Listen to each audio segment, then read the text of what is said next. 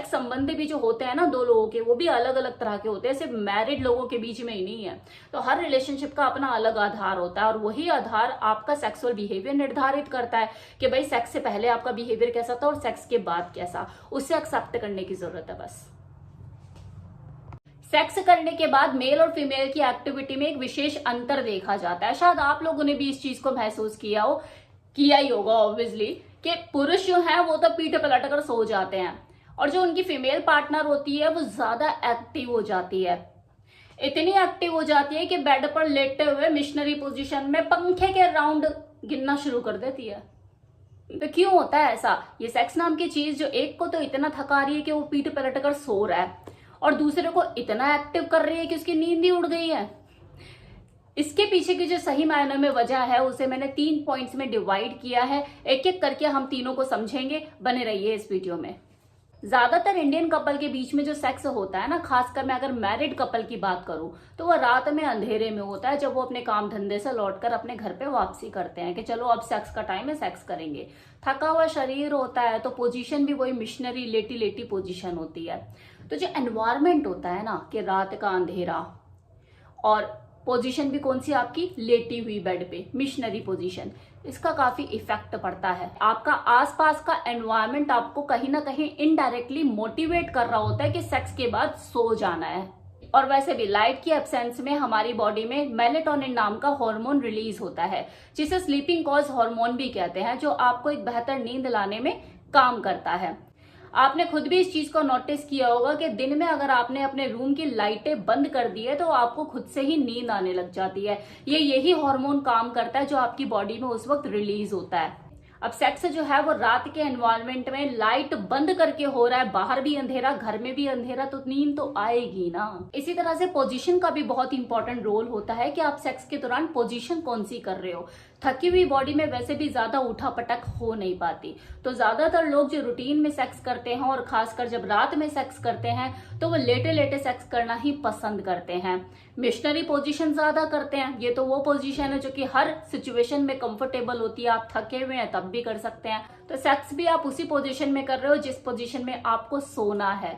तो ये जो एनवायरनमेंट और पोजीशन है ना, इसका बहुत फर्क पड़ता है, जो आपको नींद जल्दी आने लग जाती है। कारण क्या है? ये साइकोलॉजिकल बेस्ड है कि सेक्स जो है वो रिलैक्स बॉडी में ही पैदा होता है, आपका मन करता है सेक्स करने का। हम जब साइकोलॉजिकल लेवल पर बहुत ज्यादा हेल्दी और स्ट्रेस फ्री फील करते हैं तब भी सेक्स कर पाते हैं। और ये सेम कंडीशन नींद के ऊपर भी अप्लाई होती है कि अगर आपको किसी तरह का कोई तनाव है, आप मेंटली रिलैक्स नहीं है, तो आपको नींद नहीं आएगी। और वैसे भी सेक्स तो अपने आप में ही स्ट्रेस को रिलीज करने का काम करता है ना, आपका तनाव खत्म होता है, तो जब बॉडी रिलैक्स होती है, माइंड रिलैक्स होता है, पहले से आपको कोई मेंटल स्ट्रेस नहीं है और सेक्स करने के बाद आप और ज्यादा रिलैक्स फील करने लग जाते हैं, तो नींद आपको जल्दी आती है। अब तीसरा कारण जो है वो है शारीरिक। चाहे आप मैस्टरबेट करें या फिर आप सेक्स करें, इन दोनों ही कंडीशन में जब आपको ऑर्गेज्म फील होता है, आप इजैकुलेट करते हैं, तो मेल बॉडी में प्रोलैक्टिन हार्मोन रिलीज होता है। और ये हार्मोन मैस्टरबेट के कंपैरिजन में जब वो अपने पार्टनर के साथ सेक्स संबंध बना रहा होता है तब ज्यादा मात्रा में रिलीज होता है। इसके अलावा ऑक्सीटोसिन, डोपामाइन हार्मोन भी उसकी बॉडी में रिलीज होते हैं, जो कि उसको शारीरिक रूप से काफी रिलैक्स फील कराते हैं। अब सवाल उठता है, आप सोच रहे होंगे इस चीज को कि ये सारे काम तो एक फीमेल बॉडी भी कर रही होती है, वो भी सेक्स के दौरान ऑर्गेज्म लेती है, उसको भी डोपामाइन और ऑक्सीटोसिन हार्मोन रिलीज होते हैं, वो भी बहुत हैप्पी फील करती है, मेंटली और फिजिकली रिलैक्स फील करती है, फिर उसे नींद क्यों नहीं आती? क्योंकि पुरुषों की बॉडी में फीमेल के कंपैरिजन में मसल मास ज्यादा होता है। मसल मास ज्यादा होने की वजह से ग्लाइकोजेन स्टोरेज और उसकी कंजम्पशन भी उनके अंदर ज्यादा होती है। सेक्स करने के बाद उनके अंदर इतनी एनर्जी बचती नहीं है कि वो देर तक जग पाए। इनफैक्ट जब उन्हें दूसरा राउंड भी करना होता है तो उन्हें थोड़ा सा टाइम चाहिए होता है दोबारा एक्टिवेट होने के लिए। वहीं एक जो फीमेल होती है उसका जो अंदर का बॉडी का सिस्टम है वो मेल के कंपैरिजन में बिल्कुल अलग है। उसको तो मल्टीपल ऑर्गेजम वो फील कर सकती है, एक ही राउंड में 2 से 3 बार वो मल्टीपल ऑर्गेजम महसूस कर सकती है। वो सेक्स को एक मेल के कंपैरिजन में ज्यादा एंजॉय कर सकती है।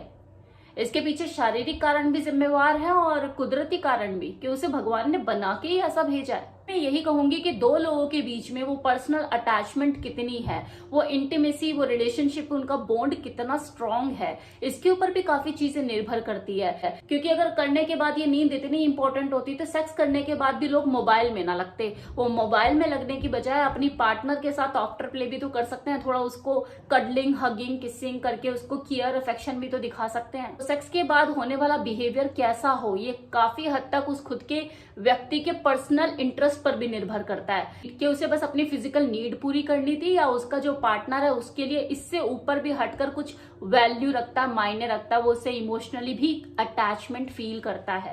क्योंकि मैं हमेशा अपनी वीडियो में कहती हूँ कि सेक्स सिर्फ एक दिन की कोई चीज नहीं है, ये आपके लाइफ पार्टनर के साथ जैसे लाइफ की जर्नी होती है, इसी तरह से सेक्स की भी अपनी एक जर्नी है। इसका दोनों की, खासकर फीमेल की फिजिकल, मेंटल, इमोशनल हेल्थ पे भी बहुत फर्क पड़ता है। इसलिए सेक्स को फोर प्ले के साथ शुरू तो करते हो, लेकिन आफ्टर प्ले पे भी खत्म करो। आफ्टर प्ले को कम मत समझो, यह आपके बॉन्ड को, आपके रिलेशन को और ज्यादा मजबूत करता है।